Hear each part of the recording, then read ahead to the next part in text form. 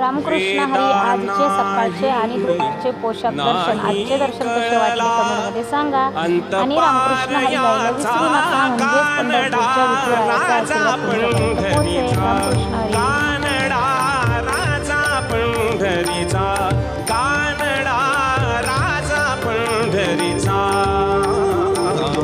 वेदा नाही वेदा नाही वेदा नाही नाही कळला, वेदा नाही नाही कळला अंतपा